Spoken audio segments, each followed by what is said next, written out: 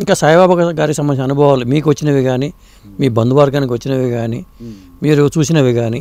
చూసినవంటే అదే అంటే ఇప్పుడు మీకు చెప్పాం కదా మాతాజీ గారు ఉన్నప్పుడు అట్లాగూ. ఇప్పుడు ఇంకొకటండి, ఒకసారి మేము 1969లో పచ్చిమడి ఉన్నాం కదా. అప్పుడు అక్కడ ఒక భక్తుల వాళ్ళ అబ్బాయి లక్ష్మీపతి ఆయన పేరు. అతను అక్కడ అన్ని పనులు ఆల్రౌండర్, అతను అన్ని పనులు చేసేవాడు. ఈ హోమానికి కావాల్సిన కట్టెలు కొట్టి తేవటం, తర్వాత ఈ గెరిటెలు ఉంటాయిగా అతనే తయారు చేసేవాడు. ఆ కర్రలతో చెక్కి అన్ని మోటారు రిపేర్లు చేసేవాడు, అన్ని పనులు చేసేవాడు. అతనికి ఏమైందంటే ఇట్లాగే బావిలో మోటార్ ఉంటే నీళ్ళు రాబోతే అతను దిగి పనిచేస్తున్నాడు, జారి పడిపోయాడు. పడిపోతే ఒకసారి బాబా అనగానే అతను లేచేటప్పటికి చేయి పట్టుకుని ఇట్లా లాగినట్టయి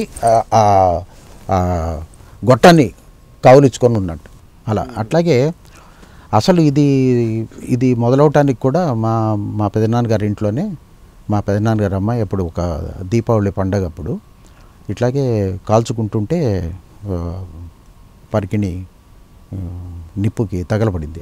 పక్కన దీపాలు ఉంటాయిగా. అప్పటి కొత్తల్లో బాబాని పూజించిన కొత్తల్లో అందరూ బయట అక్కడ కాలుస్తున్నారు.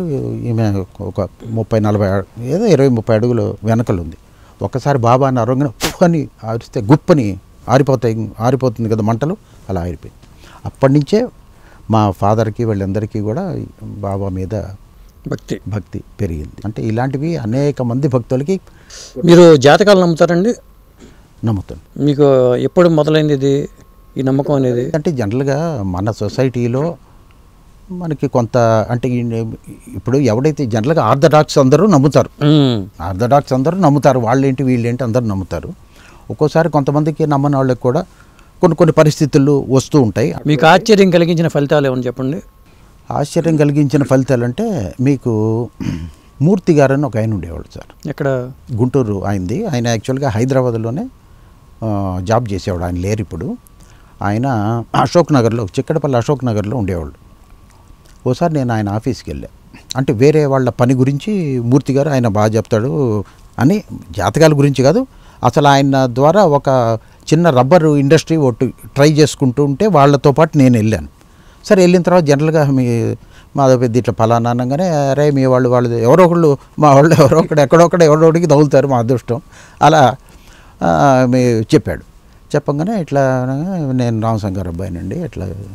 సరే అట్లాగే అక్కడ అన్నీ అసలు ఆయన రూమ్ నిండా మొత్తం జాతక చక్రాలు కాగితాలే ఉంటాయి, అన్నీ చిందరవందరగా ఉంటాయి, చేతి వేసినవి అన్నీ చాట్లు అన్నీ ఆయన వేసినవి ఉంటాయి. సరే ఎదురుకుండా చూస్తే ఒక డైరీ ఉంది. డైరీ ఉంటే ఆయన చూశాడు. ఇదేంటంటే అరే అప్పుడు అంటున్నాడు పక్కన అడుగుతా, అరే దాసు వస్తే ఇవ్వండి అనేదో అట్లా చెప్తున్నాడు. ఏంటనంటే చిత్తరంజన్ దాసు గారు ఇప్పుడు ఇక్కడ కల్వకుర్తి, అవును, ఎన్టీ రామారావు గారి మీద పోటీ చేసిన ఆయన. దానికి చెప్తాను ముందర ఆయన చెప్పింది మూర్తి గారు పక్కన మా వాళ్ళు. ఈ చిత్తరంజన్ దాస్ గారు ఏదో అంటే జనరల్గా వాళ్ళకి ఏదో కనెక్ట్ ఎవరో ఫ్రెండ్ ద్వారా ఈ మూర్తి గారి దగ్గర ఈయన ఏదో రాసి ఇవ్వటం, ఈ చక్రం ఏంటో, నువ్వు ఎట్టి పరిస్థితుల్లో ఈసారి ఎమ్మెల్యే కాదు, నీకు అమాత్య యోగం ఉంది అని చెప్పాడు. నేను ఇంకేముందంటే సరే ఎవరికైనా సంతోషమేగా ఏదో అనుకున్నాడు. ఎలక్షన్స్ వస్తున్నాయని కష్టపడ్డాడు, సీటు సంపాదించాడు. ఇంకేముందిలే కాంగ్రెస్ వస్తుందేమో మనం మరి అమాత్య యోగం ఉందని అన్నాడు ఆయన, ఏదో అని అనుకున్నాడు. లాస్ట్ మినిట్లో ఎన్టీ రామారావు గారు వేశారు అక్కడ పోటీ చేశారు. వెంటనే పరిగెత్తుకుంటూ వచ్చాట. ఇదేంటి సార్ మీరు గెలుస్తారన్నారు, అమాత్య యోగం అన్నారు, అక్కడ ఎన్టీ రామారావు గారు వేస్తే ఎన్టీ రామారావు గారు కాదు ఇందిరాగాంధీ వేసినా నువ్వు గెలుస్తావు అని చెప్పాడు. ఫ్యాక్ట్ ఇది. ఇందిరాగాంధీ వేసినా అంటే ఆయన అంత మాట అనలేదు కానీ దేవుడు వేసినా నువ్వు గెలుస్తావు అని చెప్పాడు. ఆయన గెలిచాడు. అవును, అప్పుడు ఓడిపోయారు.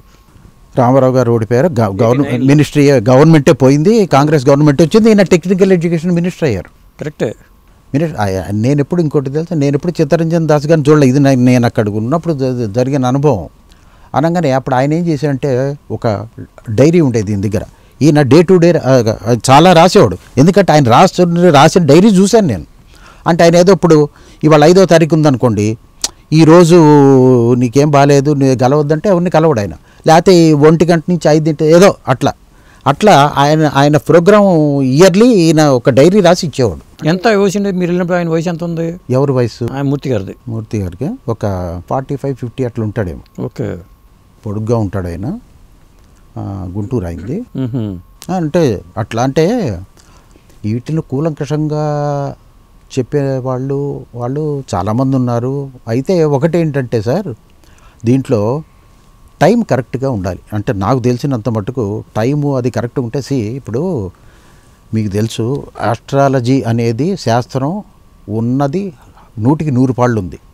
అయితే ఆస్ట్రాలజీ అనే దాని మీద సర్ ఐజాక్ న్యూటన్ ఏం చెప్పాడంటే, ఇది శాస్త్రం ఉన్నది, బట్ ఈ శాస్త్రం మీకు ఒక టార్చ్ లాగా ఉపయోగపడుతుంది. It cannot change your destination అని చెప్పాడు. ఇప్పుడు ఒక చీకటి దోవ ఉంది, మీకు టార్చ్ ఉంటే ఎక్కడ గొయ్యి ఉంది, ఎక్కడే ఉంది, గొయ్యిని మీరు మార్చలేరు. గొయ్యిని ఎలా దాడదామనే స్ట్రాటజీలో మీరు వెళ్ళొచ్చు తెలుసుంటే, తెలియకపోతే అమాంతం కాలేసి గొత్తులో పడవచ్చు. అర్థమైంది కదా, గొయ్యిని మార్చలేము. అయితే దీంట్లో ఇంకొక చిన్న విషయం ఉంది. గొయ్యిని కూడా కొన్ని సందర్భాల్లో మార్చే మహాత్ములు ఉన్నారు.